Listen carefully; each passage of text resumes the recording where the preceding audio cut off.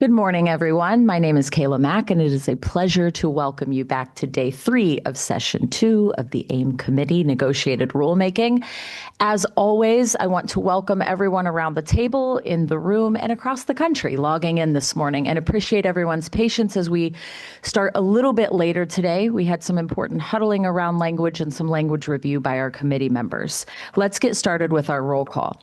On behalf of student loan borrowers, we have our primary.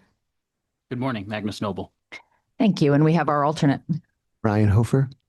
On behalf of veterans and U.S. military service members, we have our primary. Julie Howell. And our alternate. Stuart Helgeson. For organizations representing workforce development needs, we have primary. Siri Turchison. And for legal assistance organizations, consumer advocates, and civil rights organizations, we have our primary. A.D. Mutson. Thank you. For public institutions of higher education, we have our primary. Monty Sullivan. And we have our alternate. Luciano Castro. Thank you both. For private nonprofit institutions of higher education, we have our primary. David Eubanks. And we have our alternate. Bill Hathaway. For proprietary institutions of higher education, we have our primary. Jeffrey Bodemer. And we have our alternate. David Cohen. For state officials, including governors, we have our primary. Ray Rodriguez. And our alternate. Mike Duffy. For institutional accrediting agencies, we have our primary. Michael McComas. And our alternate will not be here today. Will be joining us again tomorrow.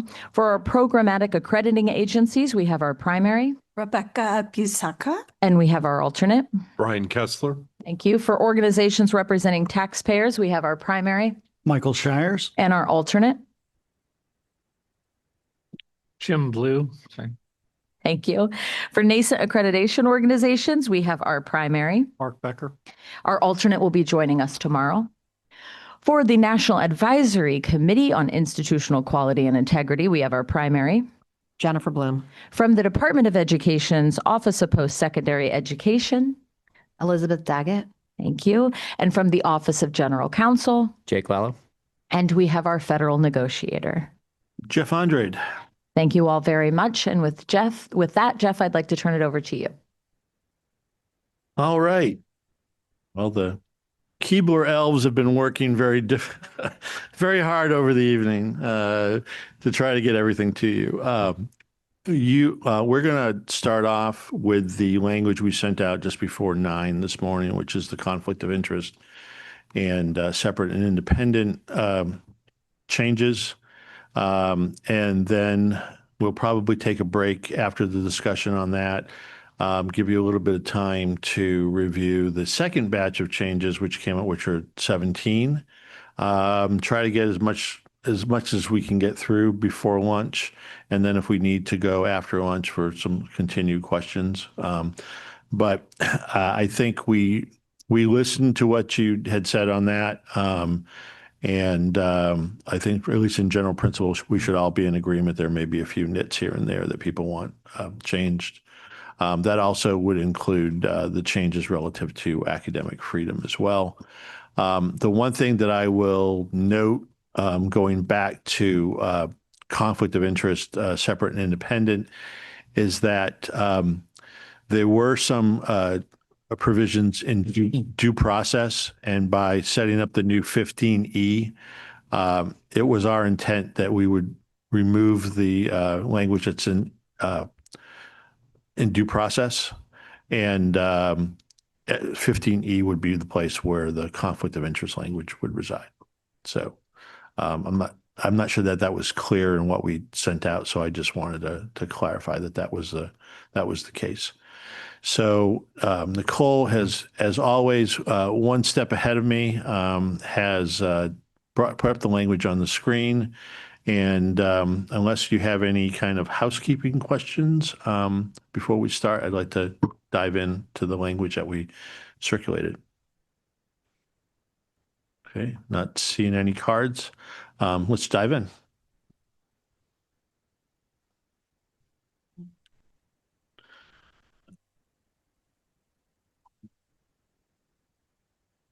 David, please. Okay. I'd like to substitute my alternate, please. All right. We are going to welcome alternate Bill Hathaway to the table.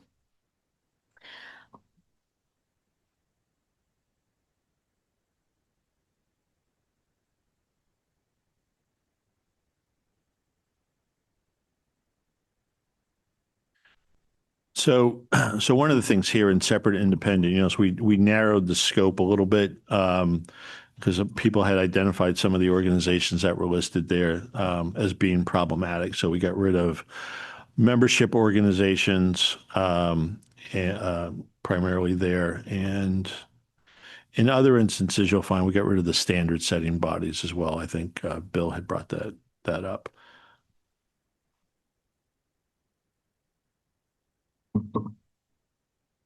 So the primary focus, and you'll see this throughout, is it's going to apply to related, associated, and affiliate trade associations, which is a defined term in the beginning of 602, and we're also adding professional organizations to that.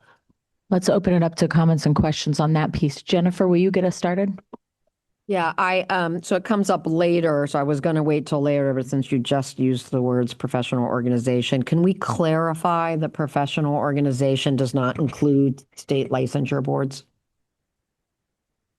I mean, we did in the instances where state licensure boards were there, we removed that, but I'll give you an example later when we get to it. Of where, okay, yeah, if you can show it. I mean, again, I think just on its face, it should not include state licensure boards, as which is, I believe, are obviously separate entities. Okay. But yeah, we're more than willing to have a little bit of a discussion on that. I mean, even if it's in, well, I'm just speaking for myself, but even if it were in the preamble that you don't mean Yeah, state license. we don't. For the record, we don't mean Right. state licensure boards. Thank you, Jennifer. Thank you, Jeff. Anyone else have a question or comment? Jeff, back to you. Okay, so going further down on that page to number 3, we removed a good chunk of that, and that got moved into the new 66815E. And that language on mandatory conflict of interest is what we had originally proposed. We'll keep those controls and then define the conflict of interest controls in 15E.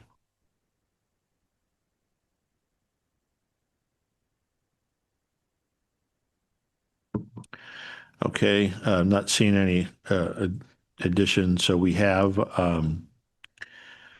on number 4 on the top of the next page, that's another example. We got rid of the standard setting. We got rid of the state certification organizations, which I wouldn't include the licensing boards within that group, and then membership organizations. Magnus, let's go to you. Thank you. Just sort of broadly, students and vets submitted a proposal to prohibit owners and shareholders from participating in accreditation decisions that affect their institutions, and also to prohibit owners and shareholders from being the majority of the decision-making body. Are those concerns addressed in this current language?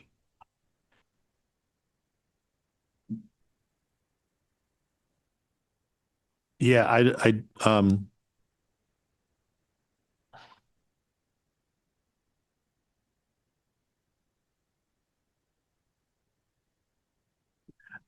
we did not accept that.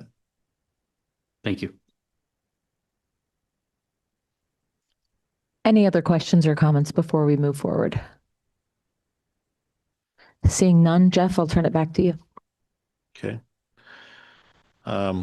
Most of these changes are consistent on this page in terms of moving things to E. We did keep the former 6, now 5, and just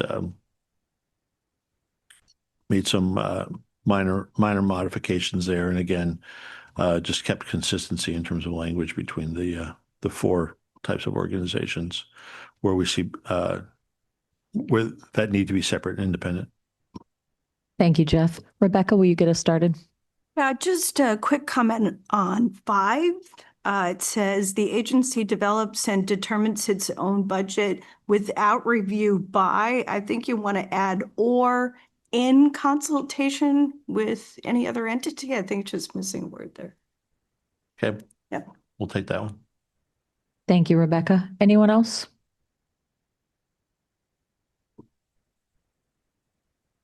Okay, I'll turn it back to the department. Yeah, and I would note, Rebecca, that that's current reg right now, so it's not new. So current reg says or consultation. So that's something that wasn't in our drafting, but I agree with you. In consultation is more appropriate. Okay, switching over to the next page. Again, these all get transferred over to the top of the next page is E6.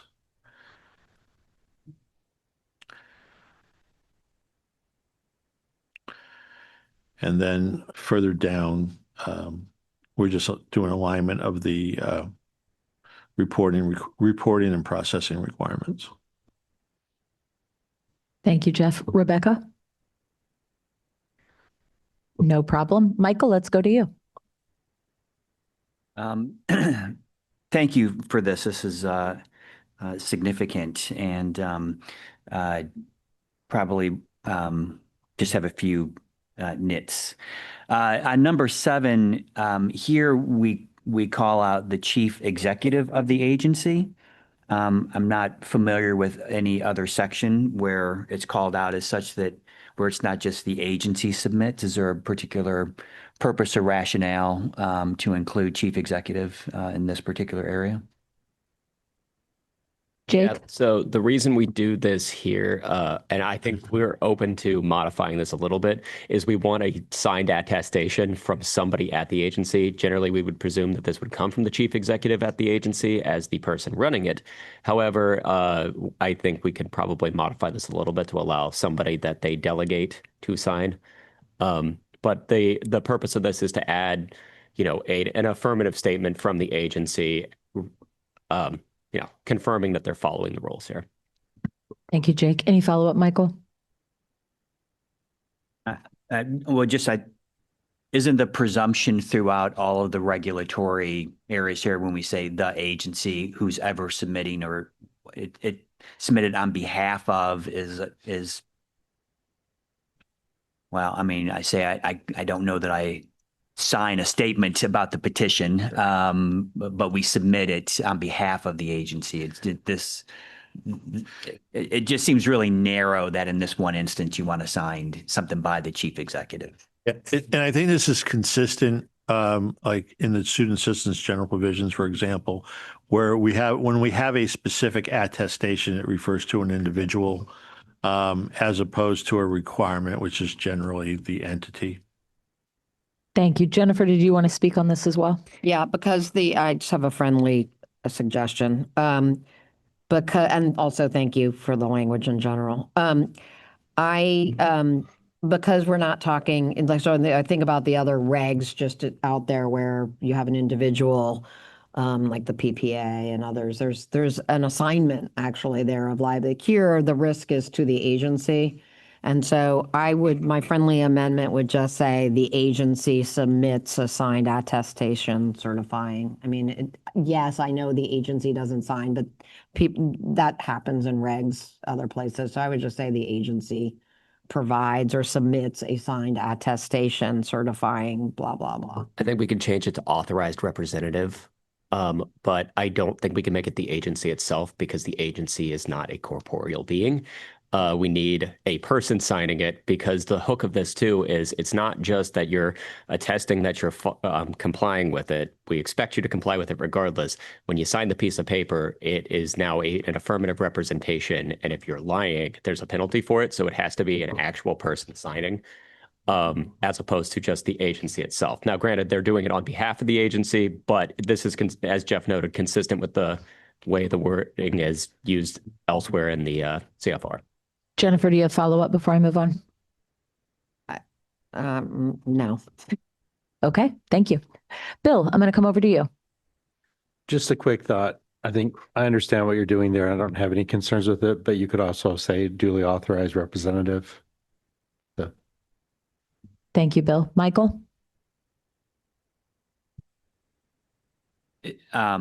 Is this the only area where the department is particularly concerned that that separate and independent, or is it? I guess what I'm getting to is I don't have an issue with authorized agent or what, but maybe it just goes up further where it's, when you submit your petition, you have to sign that you're in compliance with the regulations to the best. I don't know.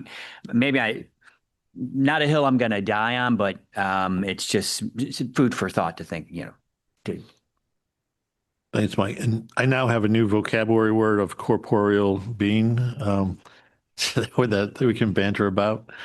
Again, this was meant. We were trying to.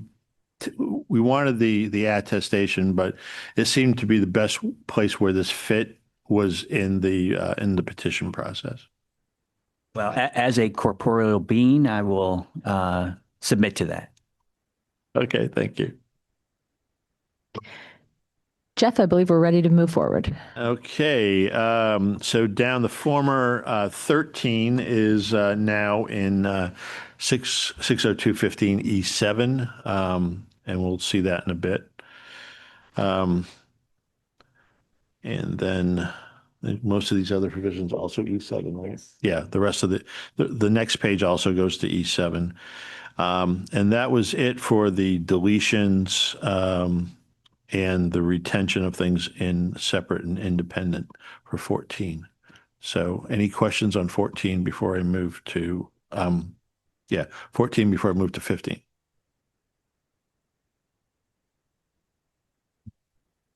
There are none.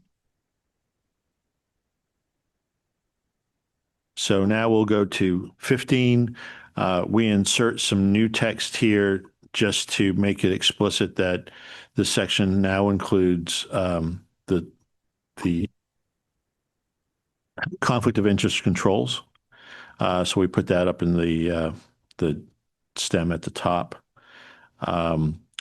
The language that we had that was formerly in 15 here got moved down later into the section. And then the rest of this is sort of conforming to create a new E where all of the controls around conflict of interest would reside and would be referred to from other places in the regulations. Jennifer, sorry, I didn't mean to jump. Stealing my thunder. Jennifer. So I just, and maybe this hopefully is for the benefit of everybody. I just want to make sure on 2 that I understand. So we've talked a lot about the relationship between standard setting bodies and decision making bodies. And so here, I just want to play out to make sure that what I think is okay is okay. So you have a commission. The commission has, as many boards do, subcommittees, right, on various different topics. In this case, there's a standard setting subcommittee, right? In this instance, you would include, I'm not saying everybody has to do it this way. I'm just using this example because it's sort of the norm, right?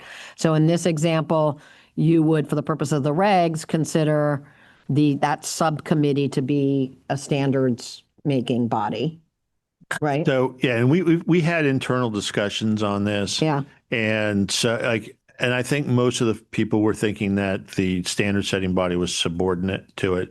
I mean, it could be parallel, but what this is really dealing with, if there's an overlap in members between the standard making body and the decision making body, the people that participated in the standard making activities could not vote as members of the decision making body on those standards. Except, that's my question. So you say that they can't vote if they have any effect on any institution or program that such member is an officer, director, or employee of. So the public members could. So just to play out my scenario, so if you have a standard setting subcommittee, and let's say it's made up of 3 members that are schools and 2 publics on the standard setting, the publics would be allowed to vote, but not the schools, which is fine. I'm just asking to. Yeah. Okay. And I had actually cleaned up some of that language on directly or indirectly, but yeah. So if they don't have a school, a dog in the fight, right, they can continue to vote.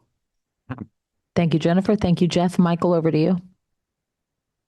Thank you for that clarification. I wonder if, in order to make it more clear, because I think what I heard you say is that it's not a mandatory committee, a standards and policymaking body. So would it be better to change the article from the to a, ensure that members of a standards and policymaking body, which may include members of the decision-making body? Yeah, let us take that back just to make sure, but I believe decision-making body is already in the current regs. Right. I am, off the top of my head, I cannot recall an instance where standard setting body is in there currently. I don't believe it is, but I just want to double check that we're not overriding something else. So, but we'll take that one back. We'll get back to you after lunch on that one. Please. Just a quick, so to drill down on Jennifer's example then. So a standards committee, subcommittee makes a recommendation. They're not setting the standards. In many instances, the subcommittee makes a recommendation to the decision-making, the full board. So what this would say is, yes, those members that were those conflicted members, not the representative of the public, the conflicted members, they couldn't then also vote as part of the decision-making vote, but they can still be, present, or what, they're not excluded entirely from the process. They just, their vote is essentially already been recorded as the proposal going upstairs to the decision-making body. Okay. Thank you, Michael. Magnus. Yes, so paragraph 2 reads, ensure that members of the standards and policymaking body, which may include members of the decision-making body, do not vote as members of the decision-making body on the setting of standards or policies, affect any institution or program that such a member is an officer, director, or employee. So could owners of the school or shareholders of the school vote to accredit the institutions that they own and directly channel federal Title IV dollars into their own pockets, essentially? The owners of the school would be, I mean, I'm assuming in this instance here that they're not, that they're affiliated with the school, correct? I mean, in what instance would they be considered a public member if they own the school? Yeah, I understand that, but that was part of our proposal that we submitted, included the word owners. So yeah, but it wasn't in your zeal to sort of try to apply this differently to for-profit schools. I think you went too far, and so. But I don't see an instance here where you would have an owner who would not be affiliated with the school. Magnus, I'm happy to give you follow-up if you have it. as long as others at the table feel that that's adequately covered in the regulations, then I think I'm okay with it. Okay. Thank you, Magnus. Rebecca, please. So under this, I mean, it almost seems like to me that the key to compliance would be, as you pointed out, and by the way, thank you for all this hard work. Sorry I didn't say it earlier. Really, really appreciate how far this has come. It's incredible. So we have to have a completely separate non-voting standard setting and policy group in addition to our decision-making body. Now, I think it's this one is a may, right? So I think Mike had brought up the instance where the decision-making body may be the same entity. So that could include academics that are part of our standard setting. Okay, so that's good. I just want to make sure I have that on record. Thank you. Thank you, Rebecca. Bill, you have the floor. So a question from one of our constituencies. And the way this is conceptualized, they're asking if can you make decisions just not on your own institution or something more? But this seems to me like this is referring to the approval of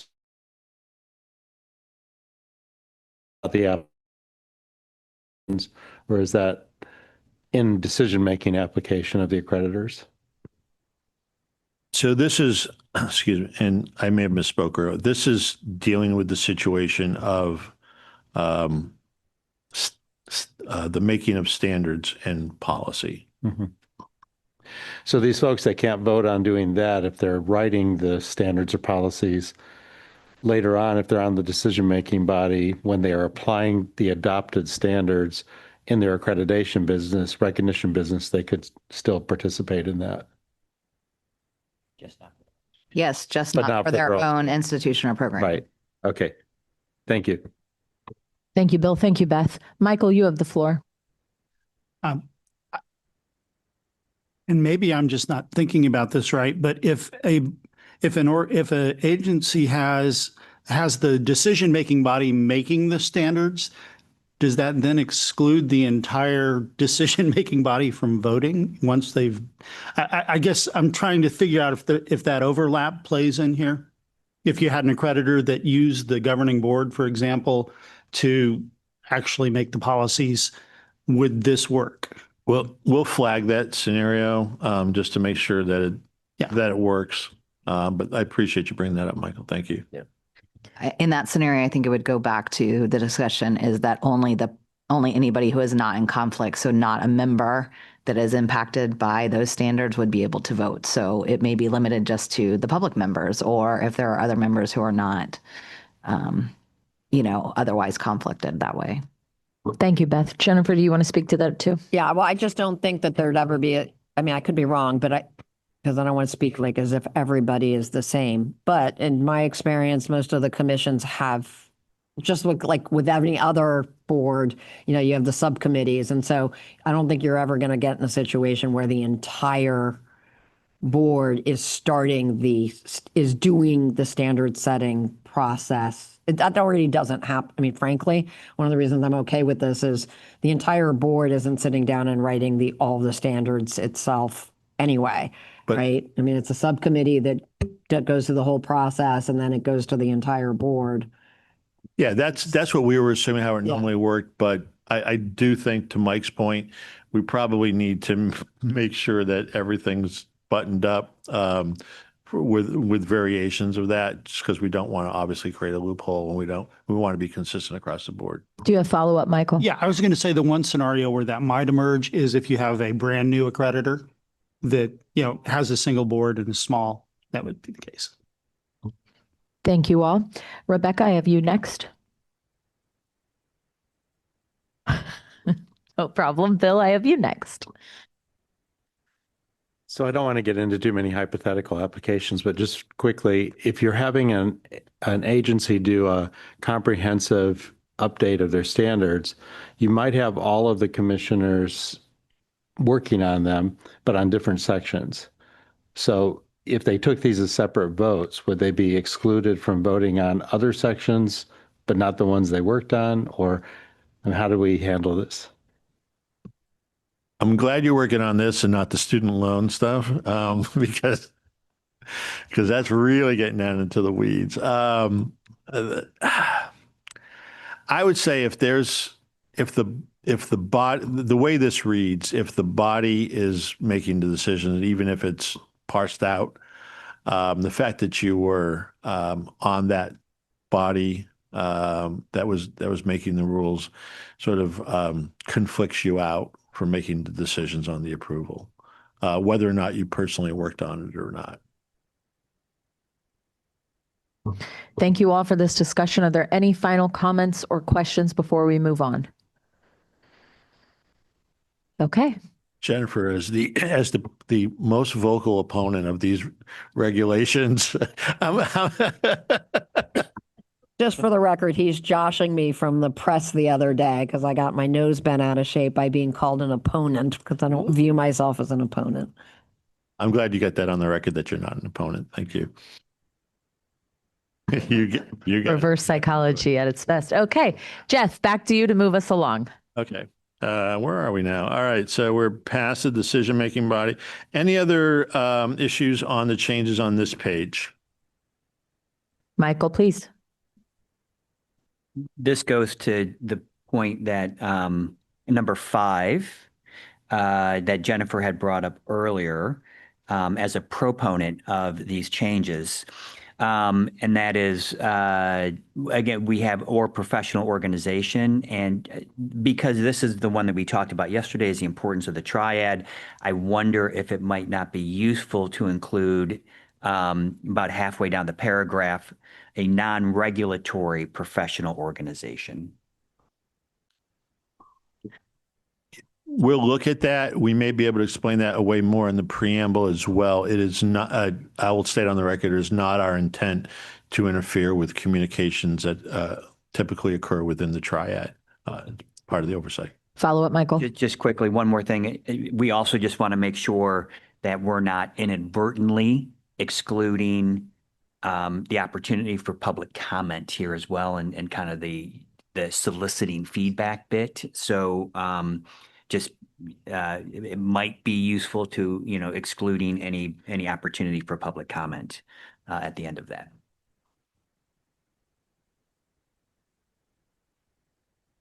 So you're asking to restore the language that we had in there at the end? Not necessarily restore it, but just a simplified version of just excluding any, what did I just say? Any opportunity for public comment. Okay. We'll make a note of it. We'll just double check see if Right. we can, Yeah. if there's something we can do there. Yeah, excluding any opportunity for public comment. Okay. Thank you, Michael. Thank you, Jeff. Jennifer, you have the floor. Yeah, I mean, Michael basically just covered it, but this is the one where I do feel like on professional organizations just needs to be crystal clear that we're excluding the states and licensure boards. I mean, just in general. And then on Michael's point, I mean, just to put the example out there, like when we are standard setting is, when agencies are standard setting, they go out for public comment, they're going to get feedback. There's a pretty decent chance that they're going to get feedback, especially the specialized from the professional, from professional organizations.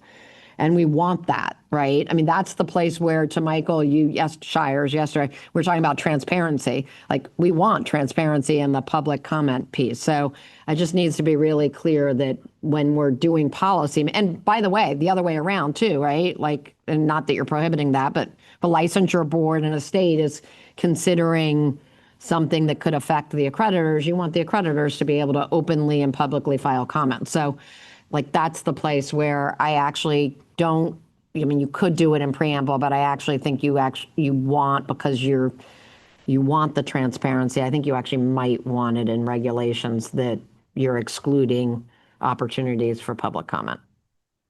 Yeah, I think it's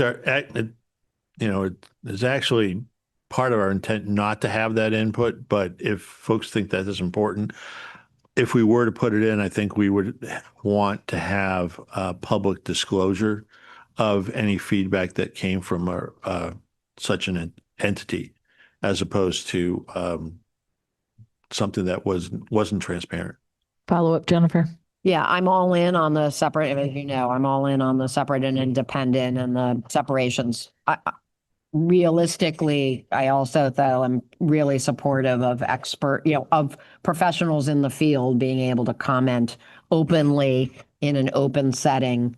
And so I don't think you want anything that implies otherwise. And of course, the intent here is to avoid collusion, right? And then, insider back and forth.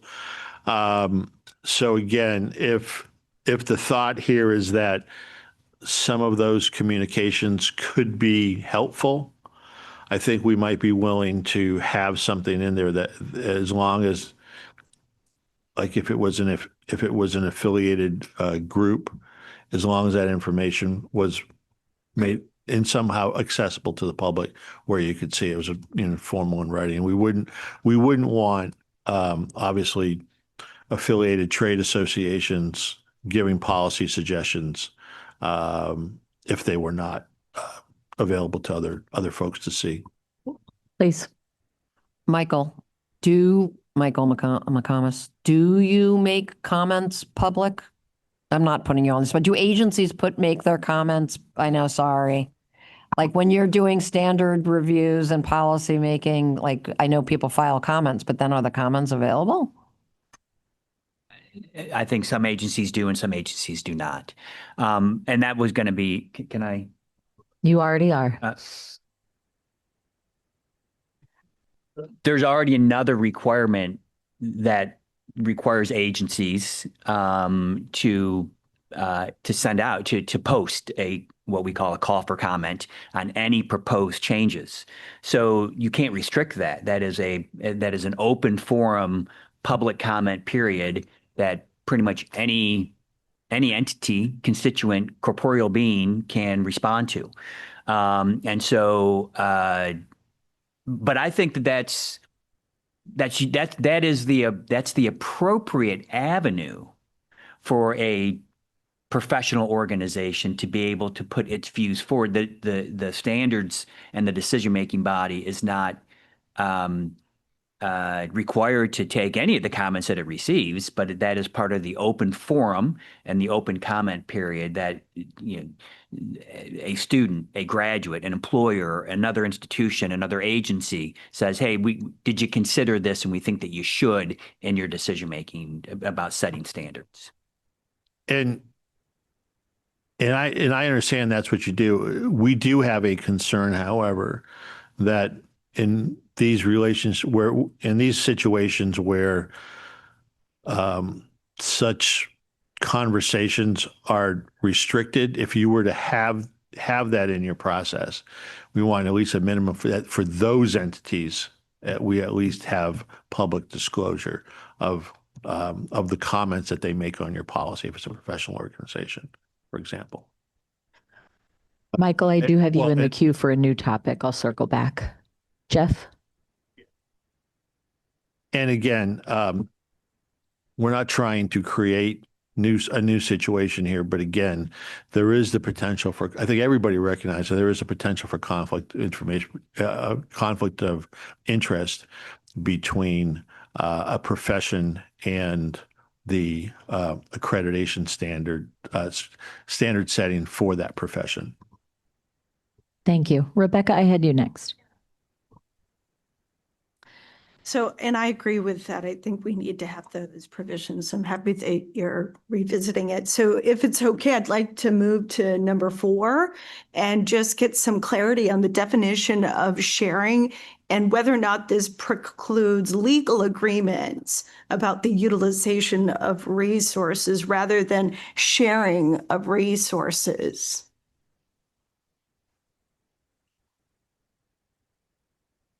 Whether there was a legal agreement? A legal agreement. Let's say I have a legal agreement to hire you as my staff member.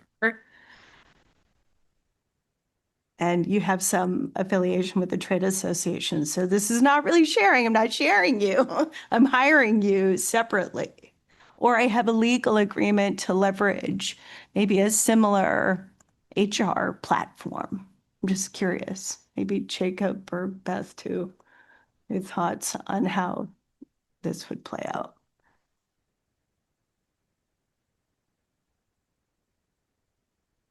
All right, can you repeat that? Because I want to make sure I'm getting all of the details of your question here. So it indicates that the agency, they do not share, or no, sorry, does not share resources. So using the term share, so, sharing implies that we're just, having this kumbaya moment. We want to collaborate and maybe use the term collude. So what if I had a legal contract to hire the same person That's sharing. That's sharing. You found a legal way of sharing. It might not be a nice kumbaya singing around the fire version of sharing, but it's definitionally sharing. You're both parties to the same contract to hire the same person. Okay. Yep. Thank you. Thank you, Rebecca. Thank you, Jake. Bill, you have the floor. Just a clarification from an earlier discussion on number 4, we talked about the situation where you might have a trade association and the accrediting entity in the same building, but where the trade association isn't the landlord or older, they're separately leasing. That's not allowed, I think, under this language, but there seemed to be some openness to that in an earlier discussion. Yeah, and when we discussed it, I think we felt comfortable sort of staying within the same building, no matter who, because it became complicated when you started getting, well, if the person owned it, and what if the person subleased it, and what if like, and so we just said, there's a lot, most places there's at least more than one building. So don't be co-located, please. And actually, if I could jump in real quick, I want to go back to Rebecca's question. I want to clarify. We're talking about you being part of the same contract. This isn't that you can't buy from the same vendors or have you can't both have the same insurance or internet company. This is if you are legally working together and soliciting bids together or hiring the same people and sharing the load. Thank you all. Michael, I promised I would circle back to you if you had something additional beyond the response to Jennifer's. Okay, thank you. AD, I had you next in line, but your card is down. Shall I move on? Okay, thank you. Jennifer, you have the floor. Yeah, I was just going to say, so Rebecca, in the legal space, we call those shared services agreements. But that wasn't my comment. I did, as Rebecca was talking, I did think of one issue and that literally this just came to me, and you sort of just touched on it with the vendor scenario. I could see scenarios in the next 2 years, a year and a half, come up. I'm imagining, I don't know this, I'm literally speaking off the cuff. I could imagine a scenario where some of the smaller specialized agencies have HR, have sort of 401k type situations, which is, I'm sympathetic to the unraveling and separation around healthcare insurance, because it's to the benefit of the employees cost-wise. So I would ask for some sympathy. I'm not asking for a change. I'm just saying the department might want to think about what they're thinking about in terms of the transition piece in the preamble, in terms of we don't want to upset people's, the benefits that they receive currently. That's not the point, I don't think. They should have been freestanding, in my view, from the get-go. But now I think the unravel piece could be complicated at the sort of that piece, the healthcare and pension piece. So I guess I would just ask for, nobody has asked me to say this. It's just something I just thought about where I'm like, yeah, the unravel could get tricky. So are you talking about something like an ADP type situation where the employees are sort of, like for payroll and things like that? And I'm not even like just where they thinking about that, although that's a good example too. I'm actually less concerned about that. I'm literally thinking about like in healthcare, right? When you have like subsidiaries, I'm just going to use that word, and I'm not naming any names of any association or anything, but when you have a bunch of subsidiaries, right, you get better benefits out of your 401k, out of your healthcare insurer, right? The more people you have in a health insurance policy, the more generous an employer can be, or the less expensive the premiums are. Like the unbundling of a healthcare policy, like a smaller company often, that's why they have bundled insurance.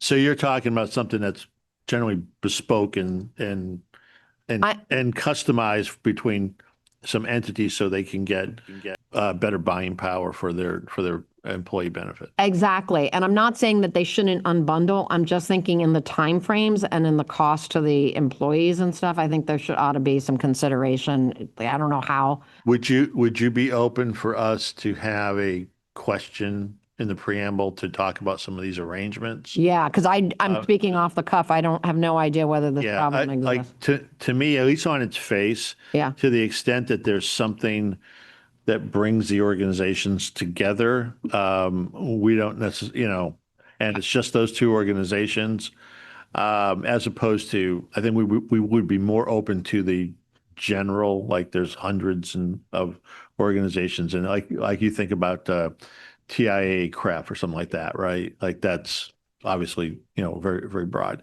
So I think I don't think we can answer it here, and we can't answer it in the time that we have available, but we're open to having a question around the various structures that are out there. I could see a result where the time frame just for that piece it gets elongated, like down the road in a rulemaking process where you keep the rest of the separation as is, because 2 years is pretty long. But if for whatever reason, because you're only changing healthcare once a year, right, where it gets elongated. I mean, on that logic, though, having dealt with this because I went to a law firm that broke up,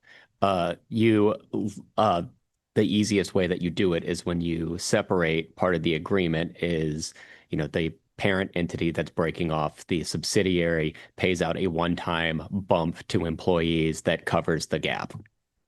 So they can arrange this on their own too in ways that I think probably solve this problem. But again, like Jeff said, we're open to taking or writing a question on this. But particularly on the unwinding of the arrangements. Yeah. I think there's a couple of others that want to speak on this. So Mark, I'm to you, and then Michael, I'll be over to you. Yeah, Mark, please. Jeff, I believe we can answer this. There are entities that actually will bundle together small organizations and provide the benefits. This whole conversation is pointless. Thank you, Mark. Michael. Well, in the interest of adding trivia to pointless, there is a word missing, I think, at the end of 2, and I just it says, as members of the decision-making body on the setting of standards or policies that affect any institution or program that such a member is an officer, director, or employee. It should have an of which or in which somewhere in there. Thank you, Michael. Siri, you have the floor. Okay, thanks so much. I originally put my card up on the points we've covered, but in some areas, there really is only one vendor, and I'm also sympathetic to the HR benefit insurance. Let me just raise a couple scenarios. The revolving door. So board members who formerly served in the affiliated association's governance who deserve, that's a question mark. Who determines whether this transition in office space has occurred? Is there some sort of certification or report? And what happens if a staff member leaves the trade association and immediately joins the accreditor? That's it. So if I'm here, are you thinking that there needs to be some kind of exclusions?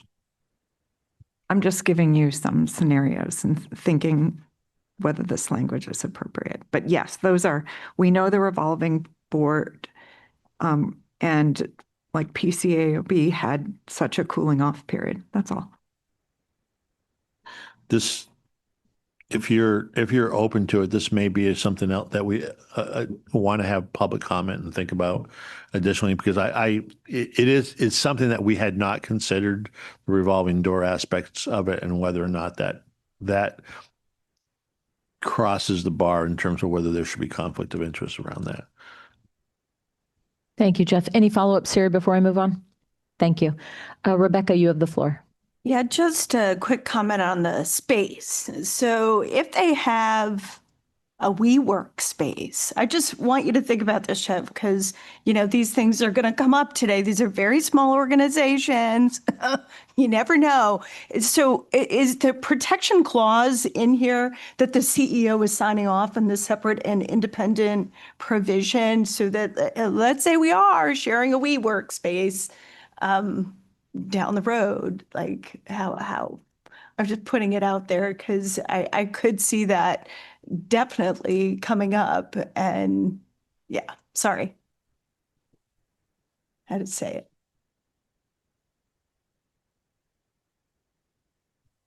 Yeah, we still feel pretty comfortable with the same building. And I understand that there are, I've had them in the past. There's WeWork, there's Regis, there's different companies out there where you have a common address, you're co-located, you're not necessarily there the entire time. But I think if you read this on its face, it's bad optics. It's probably not good compliance to have the same address. Even though that may be some kind of prestige address in the city. I think I had like a 1201, Pennsylvania Avenue one that looked really good on a business card. There was like 500 other entrepreneurs with the same address. So yeah, we discuss it, but I think same address means same address, or same building means same building. I think we're even less sympathetic in the case of like a WeWork, because there really is no no firewalls in place to ensure people aren't crossing over. And on top of that, it's a WeWork, so it's not like nearly as difficult for you to break leases. You're not locked in for years and years and years. So I think that's actually kind of the extreme example of where we're not super sympathetic. Yeah. And that's actually one of the reasons why we didn't get into like who leases what, because we didn't want in those situations where there was a network to say, oh, well, the owner of this site has facilities, 500 facilities around the country, and therefore that would taint all of those organizations. So we pretty much stuck to the same building. Thank you. Any final questions or comments before we move on? Magnus, please.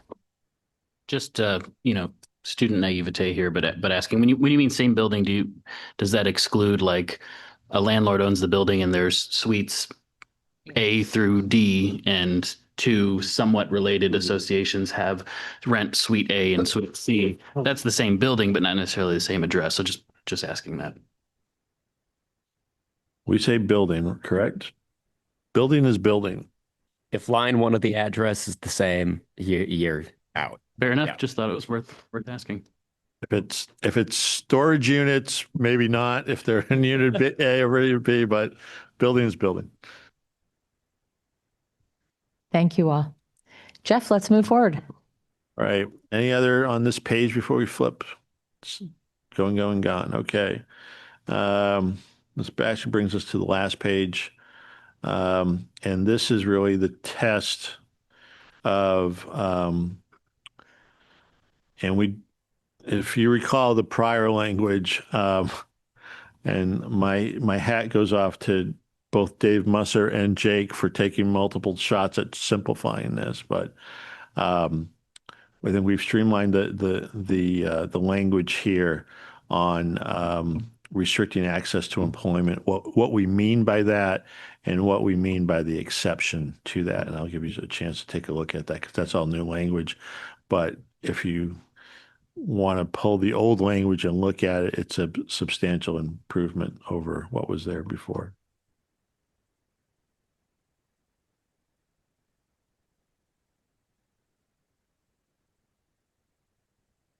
Bill, will you get us started? So yeah, I think this is more straightforward. Just a question. Think a little bit higher up, 7 as the A, maybe. So this allows for the restriction if it's necessary to protect the public and access to the regulated area. If we go down then towards the end of this section, so number C, so there could be a benefit to the association, but you're doing it because of public necessity at the same time. Would this be in conflict? I mean, so you can only do something that's protects the public if it doesn't in any way benefit the guild.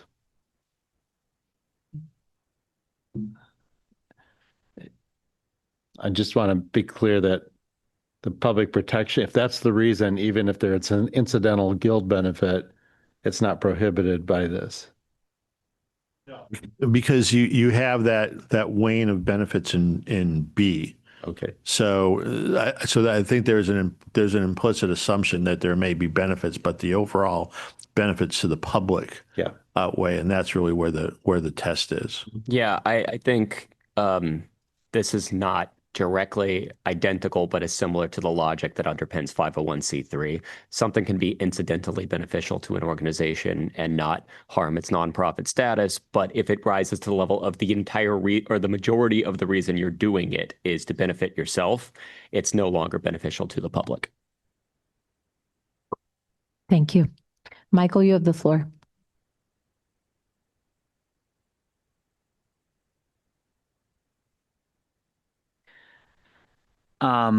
So under the scenarios around why an agency may need to make some changes, would it be useful to include with the exemption of requirements set by the states. So there may be a scenario where a program length, a credentialing standard is not driven by the agency itself, but instead by a state licensure agent, licensing entity. Would those be automatically exempted out, or do you still want them to send that to the secretary as clear and convincing evidence for why, say, for example, yeah, exactly. It's not being driven by anything other than a state entity. So you're saying to come in compliance with with a state requirement, you would have to make these changes that result in changes in accreditation standard. I'm just flagging that for you because those circumstances can and do exist and come up. In my concern, I'm going to have a sidebar with Jake and maybe Dr. Barker in the back for a couple minutes. My concern is that we don't create a loophole or a backdoor to credential inflation by having people go to the states first and then come back. So if you wouldn't mind, we'd like to have a little sidebar on that.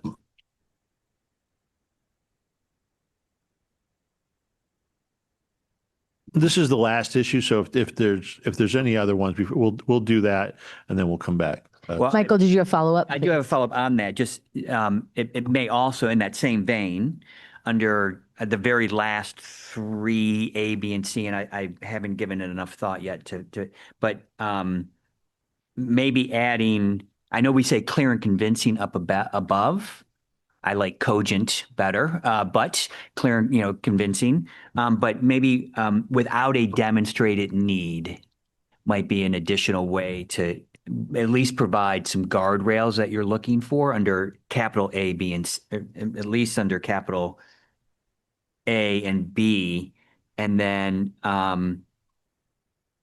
under capital C, decreasing the availability of education or training in a manner that primarily for the purpose of benefiting instead of in a manner that may benefit. So I'm suggesting primarily for the purpose of benefiting any related, associated, or affiliated trade association. Sorry, Mike, I'm trying to track where that. I'm sorry. That's the very last one at the bottom, capital C. Okay. So what we're saying here is that for the purpose of this subsection, restricting access to employment includes decreasing the availability of education or training in a manner that, or in a manner primarily for the purpose of benefiting, because there may be benefits that come to a trade association that are incidental. It's not for the purpose of doing that. And so it may benefit them, but that's not the primary purpose of it. And so I'm just suggesting that putting some. I think where that becomes challenging for us, and I'll let Jake talk to if he has any more thoughts on that, is I think it's very difficult for us to prove intent on that, as opposed to either it does or it doesn't benefit them. So, but I mean, Jake, I don't know if you have any more. Yeah, I think Jeff's point there is correct. I think the other part, relating back to something else you said, we chose clear and convincing because that's an evidentiary standard as opposed to cogent, which is just, not, it doesn't have a fixed meaning. It's a nice word, but it doesn't have a fixed legal meaning. It would just mean intelligible. Yeah, I think it already captures that is so long as the benefit is, incidental, it's fine. I don't think we need to add more specific or additional language in here. Frankly, part of the exercise we went through with this was trying to cut out as much as possible because we found the more words that were there, the harder it was to read the section. So I think the permutation you're already covering is captured, especially because it talks about, the public necessity for the restriction. But if you have specific places you think that could be improved, I'm happy to consider looking at it. I got to noodle with it a little bit, but. Thank you all. Rebecca, you have the floor. Yeah, I mean, I'm on the same topic. I mean, if I had my druthers and see, it would say increasing or decreasing, because there can be situations whereby, we increase a credential. AI, for instance, maybe there's some new technology that comes out and you need to learn agentic AI versus some other form. So there's going to be a modification in clock to credit hours to grapple with these changes. So for my constituents, this is a real. I think the thing to keep in mind here is we're defining what restrictive employment is, or restrictions and access to employment. So in that, in the increase in situation, we're not concerned about that in the review. We're really just concerned if an agency's taking action and it's having an economic impact, and what's viewed as a negative or an anti-competitive impact. That's where we're trying to restrict certain activities. Okay, thank you. Thank you, Rebecca. Siri, you have the floor. I want to thank the Keebler elves for this new section. And I also, on the point of reduce, I want to ask about what about the situations for the workforce when an accreditor refuses to reduce the credential requirement? So there used to be a master's, but it's clear now that you only require a bachelor's, and there's workforce shortages. We can think of a lot of examples in healthcare. That doesn't seem to be addressed here.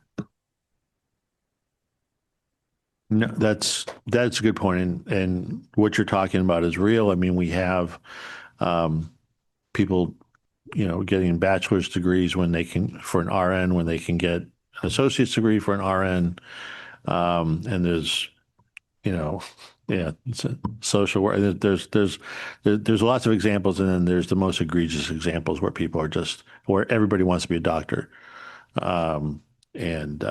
so. That's a good point. We'll take that back if there's anything that we can think of here in the remaining time. If not, I think that's something that we could handle at final. Good point. Thank you for bringing that up. Thank you, Siri. Thank you, Jeff. Jennifer, you have the floor. Yeah, I mean, in general, I've talked a lot about this subject, and in general, I like this provision. Having said that, Michael, I want to go back to something Michael said and really urge that maybe in sub 2, it says something that says without demonstrating the need, because taking steps to increase, I think it's kind of funny that I'm saying this, but taking steps to increase credentialing standards, there are situations, as Rebecca said, where that actually is necessary to increase access for employment. I mean, that does happen, where you need to be certified. I'm going to take it down at the low credential level, but you need to be certified in some form of technology to be able to do X, Y, and Z. So as much as I can't stand overinflation in credentialing, there are examples where it increases. So I really would urge that in 2, after, somewhere it says with, and for the purposes of the subsection, restricting access includes, or somewhere it needs to say, unless you've demonstrated. But don't you think that that's covered in the analysis that's done with regard to the public benefits outweighing the reduced access? Well, so this gets me to my second question, which was going to be about the process for this, because it says, provides clear and convincing evidence to the secretary. So is this outside Nasiki, which it seems like it is, which I'm not arguing with, it seems like it is. What's the process for the are you expecting a preemptive approval by the secretary? Or are you saying the agencies will do what they do, and if something comes up where there's a concern, do you see what I'm saying? What's the process around this? So I think the scenario is, and we have sort of the situation in student aid sometimes, right? They have to take an action, or they're doing an action. They know the action runs afoul of the restriction, but there's for lack of a better word, safe harbor, or there's an exception here. And part of the exception is to tell us So when we come back and review it, that we have an opportunity to look at it and can say, no, we don't believe it outweighs it. We can challenge it. But at least we want to be aware so that when we're looking at it and we see it's over the line, there's at least a justification of why it was over the line. So then I think 7 needs work. Because to me, this looks like a pre-approval. Just the paragraph. I don't think it's a pre-approval, but we always encourage people to interface with the department Of course. and talk through things. But as my boss used to tell me before I ran up a bill on something, paper it and show your work. So this is, if you wait and do this afterwards, we would want to see it clearly documented because there is a chance we could disagree with you. So while we would encourage, accreditors to work with us affirmatively and key us in on things, I think it is a notification at the end of the day, and we want the work, Well, I think you need to. So I would just say you need to say that somewhere in the preamble or in the document, because by putting in clear and convincing evidence, I read that and I went, whoa, that's like the highest bar evidence legally. One step down. Yeah, that's One step. Okay. So one step down from being a really high bar of review. And so that's why I was like, wait, they're going to reply. That looks like a pre-approval. So I just think that 7 needs work. It's not a pre-approval. The language that was there before still had clear and convincing evidence as well. It just didn't have who. They just said they demonstrate using this. So, we introduced this concept to the secretary because it had to go to somebody. So, and again, it's not an approval process. It's a notification process. And again, I think it's something that I think we have an opportunity to challenge, but I don't think we're not looking at this as you can only do this after we approve it. There are other places in the regs where we do things similarly. I hate to keep going back to changes in ownership, but in an excluded change in ownership, you don't have to get pre-approval from the department to go through that or reach out to us with a 90-day notification. You can just do it. However, if we get your notification and realize it wasn't actually excluded, it's an unreported change in ownership and it becomes a big deal. So in one of those cases, we always encourage people to reach out to us and work with us to make sure it actually is what you say it is, but it's not legally required that you do it ahead of time. I know you want to respond, Jennifer, very, very briefly. I have a friendly amendment. It's provides notice with clear and convincing evidence to the secretary of that. Yeah. Thank you. Michael Shires, thank you for your patience. So a lot of kind of really important concepts in the conversations over the last couple of days have been talked about moving to the preamble. And so one of the things I just kind of want to get on the record is what the role of the preamble is, its enforceability, and how it affects the implementation of the rules. So maybe this is just my own ignorance, but I just want to make sure I have the right understanding of how that fits into things. It helps us, I think, to decide whether something belongs there or in the language of the regulations. It's someone who's written a lot of regulation. I think what we try to do here, the preamble is not the force of law, as a regulation is but there are instances, I think, where when we have discussions around the table and we say, well, this word isn't clear, in the interest of providing clarity to someone who may not be in the field, for example, sometimes it's better to have you can elaborate more and discuss this more in the preamble, because you're not really looking for the force of law in the preamble. You're really just trying to help the reader understand the concept better. Now, there are administrations. They typically fall on one party more than the other, but both parties do the same, where they use the preamble to try to regulate instances maybe after the fact. We're very cognizant of that. And even when we do Dear Colleague letters, we say the preamble doesn't have the force of law, and we don't try to put additional restrictions that aren't in the regulations already via the preamble. So, and Jake, tell me where I got this wrong. No, I think that was a great explanation. I think the only thing I would add is the preamble. I don't want to make it sound like it doesn't do anything beyond in terms of like having legal force. It doesn't. But what it does do is it constrains future departments a little bit because it is an affirmative statement of policy and how we interpret the law and the regulations that we just created. So anytime the department wants to move off of those, we are now obligated to explain why we don't think that that was correct anymore. So it's also very useful for what I call archaeology, which is anytime we have to go touch these to figure out why we did something and go back. And it gives you, you can see very clear timelines of the way the department has interpreted things over time.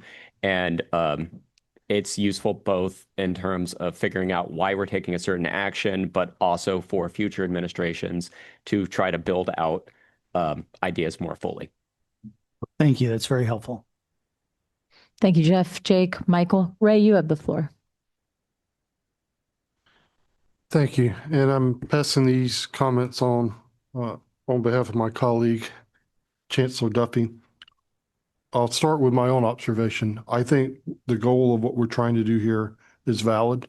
Credential inflation is a very real thing, and I think this is an opportunity for us to address that, so we should. That said, during our first week, my colleague submitted a proposal to allow quality improvements that are genuine. He agrees with points that Rebecca has made both this week and the last week, that standards do evolve and change, and that technology may dictate a need to maintain quality to change.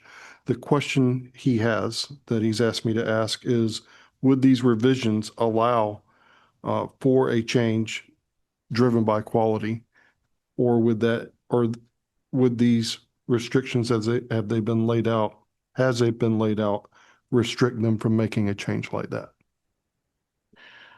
So I guess I'm trying to make the connect. This last paragraph that we've been talking about is really talking about restrictions to employment, and under what circumstances is something not covered under that. So we're really not trying to focus on sort of the improvement part of it. We're really focusing on when are certain actions restrictive from a competitive standpoint. So if you think if the thought is that there should be more emphasis on quality in terms of the exception, we can certainly have that discussion and take a look at that. But if the primary goal is to increase quality, there's probably more appropriate places in the regulations where we could address that. We'll take that offline. Okay, thank you. Thank you, Ray. Bill, you have the floor. So I just want to briefly say, because of the examples we've given, that although I certainly recognize the problem of credential inflation, there are situations in which you want to increase the degree level because of an expanded scope of practice. For instance, something in advanced practice nursing, it's just not feasible to train all that's in that at the bachelor's level, but it actually is a lower prescribing practice identity in the primary care space or other space than you might have with someone getting an MD, for instance. So if you think about the whole field in general, it's a way to expand the healthcare workforce and increase access rather than decrease, even though it's a higher credential. The other thing I would say related to these considerations is some of the anecdotes I've heard in preparing for these rulemaking sessions are from people that have encountered accreditors who don't really alter the credential requirements or the expansion, but the way they apply things without any explicit guidance from their standards is they'll say to a new entity, you can be accredited for 2 years, but you can only have this many students. And it's not a feasible model. But what they're doing is restricting access to the guild community, but not by anything that's explicit in their standards, by these arbitrary kind of applications of things like that. They might have a rationale, but it's not consistent with anything they have in policy. And I don't know if this protects us directly against that. I guess we hope by disentangling the entities, maybe it'll be less of that, but I'm not sure. So And again, I think what we were trying to do here is, we started off with the restriction, right? And so, okay, we want to make sure we're guarding against that. And then as that got discussed, people said, well, there may be some legitimate reasons why we want to allow that. And you pointed out to some. But I think the issue that this doesn't solve obviously all of the problems elsewhere. And I don't know if we can shoehorn it in here, but again, we were looking for, okay, let's make sure that we're not by having the provisions with regard to restriction to employment, we're not knocking out things that we want to be encouraging or that we otherwise allowable.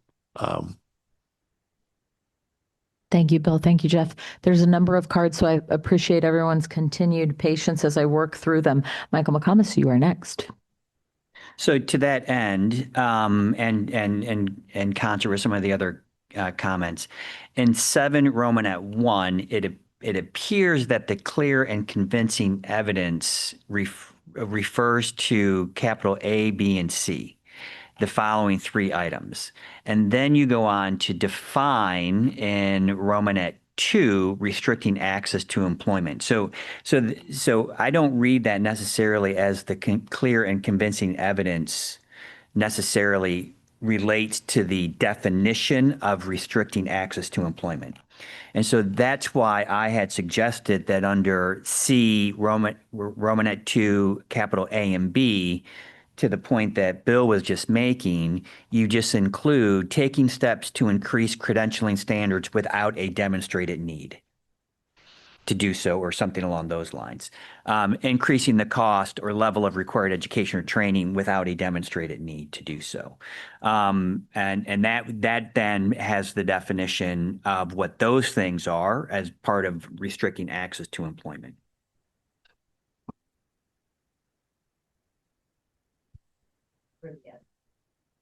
It's on the very last page. It's capital A and B under Romanet 2. So the demonstrated need bit goes to the definition of restricting access to employment.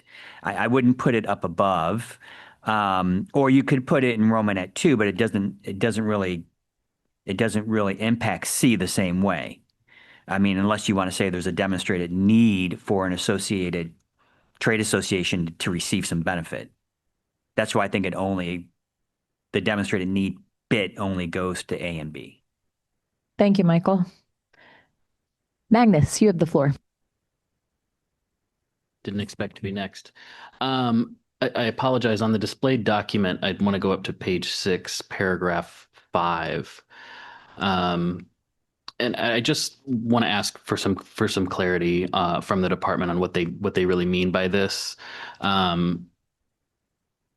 So I'm asking where is the allowance for public comment by related organizations? Is there any way for related organizations to comment on accreditation standards? And if so, where is that explained? In addition to general clarity on what the department means by this particular paragraph.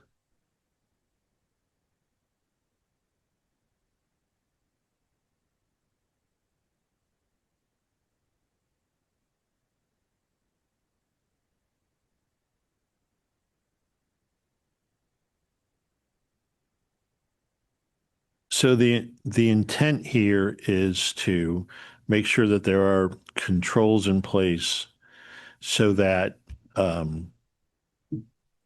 these affiliated organizations, I'll just use that, the whole encompassing the four types of organizations, are not participating or not driving the policymaking process or the standard setting or the decision-making process of an accreditor. So that's really that's what this is getting at. And we are walking the line, as Mike pointed out, like there may be instances where they want to do that, but we do have concerns that if they do that it's transparent. So, but we are trying to prevent, because we do have concerns about industry groups driving accreditation policies. Okay, and when you mean transparent, do you mean available to the public or just secret? Yeah, available to the public. Okay, thank Thank you, Magnus. Siri, please. Okay, to Ray's point, I just want to say thank you, and thank you, Mike, for those. We can think back to the last Nasiki meeting where we heard about some good examples of clinical versus simulated hours in healthcare and in others. But there's also research that shows that some AI technology is as good or better than training in some areas. So here's some potential language and as a new D. Maintaining existing standards governing acceptable modalities, settings, or technologies for required education or training when research evidence supports that alternative modalities, settings, or technologies produce equivalent or superior competency outcomes and would meaningfully expand access to the profession, occupation, or vocation. Thank you, Siri. Siri, just to clarify, you're proposing that the new D in 7? Yeah.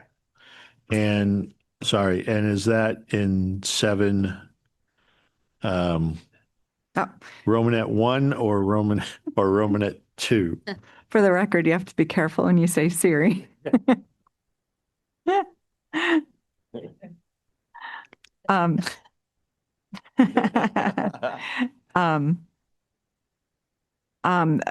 Romanet 1 above. Romanet 1, okay.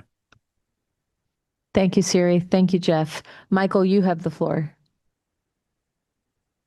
Michael, you. A possible friendly amendment to 7.1A and C.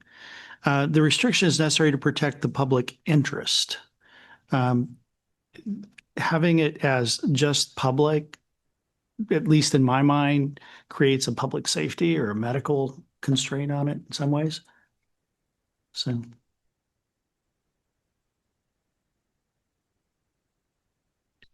Oh, public interest in both places.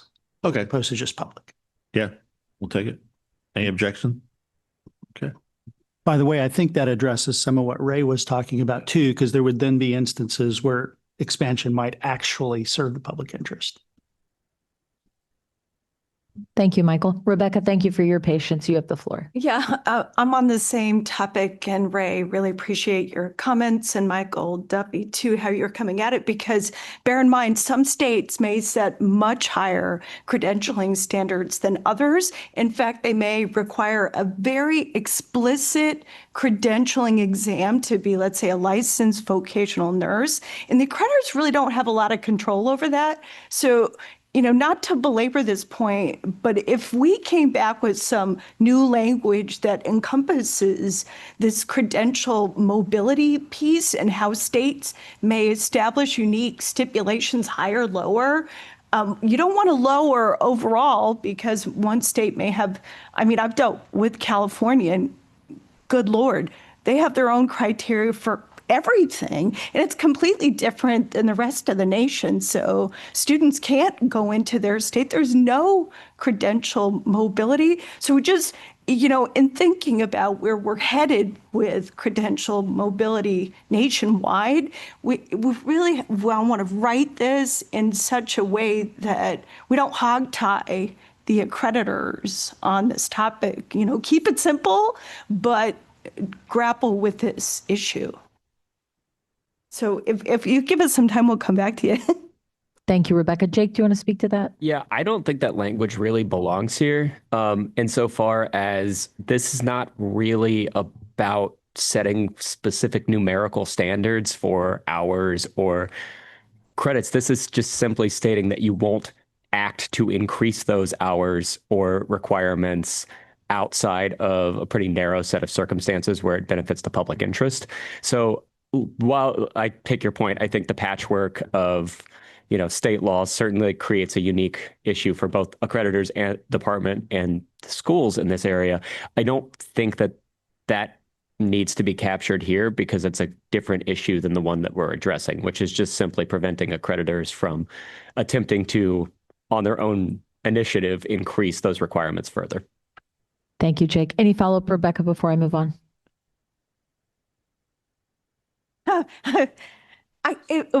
I just feel like D really maybe some modest changes. Jacob, I don't want to be disrespectful about this, but I just think that this is gonna have some ramifications if we don't really clarify this.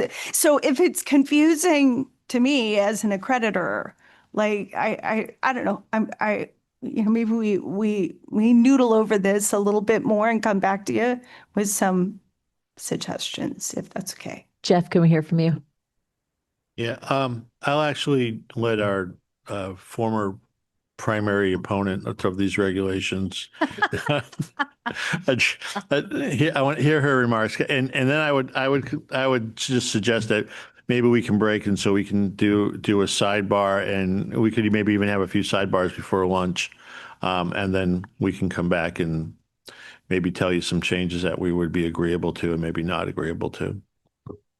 You'll always be just Jennifer to me. So Jennifer, can we hear from you? I appreciate that because I don't view myself as an opponent.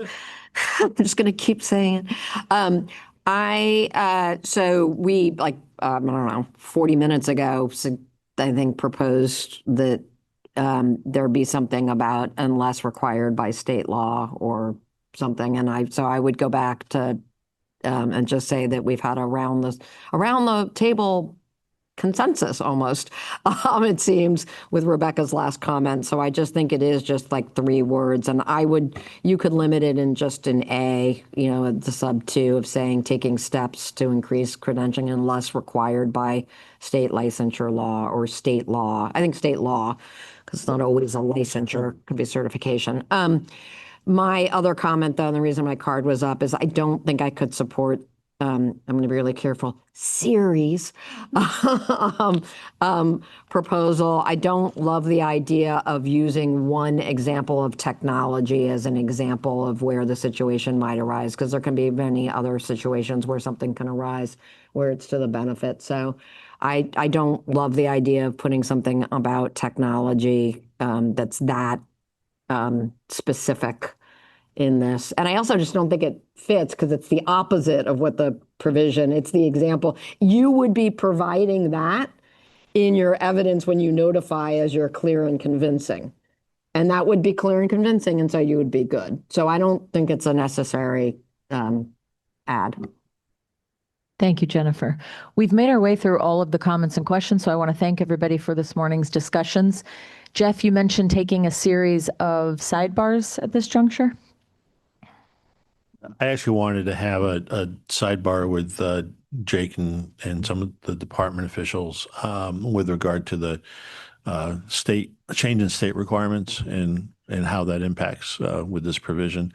But I think since we're so close to lunch, we can probably go through that. If anybody wants to stay that had comments and have some sidebars with us during the extended lunch period, we can do that. And then when we come back at 1 o'clock, we'll sort of give you our best and final on this and try to move forward and then talk about the language that Beth's been eagerly working on all morning and on 17 and get through that this afternoon. Okay, some informal sidebars in conjunction with lunch. Beth, what did you want to add? I just wanted to realize, I believe that the 60217 that was sent to you, the green, that thing's in the highlighted in green is the really brand new stuff. The yellow is what we had before. I'm sorry if there's a confusion of that. I'm happy to talk about that.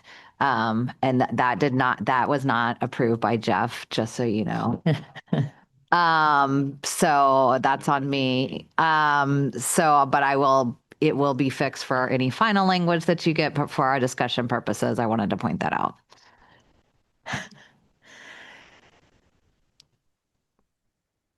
Anything to add, Jeff? Jeff is an opponent of the multiple colors. Yeah, go on record for that. Sounds good. I will see you all back here at 1 o'clock. Thank you.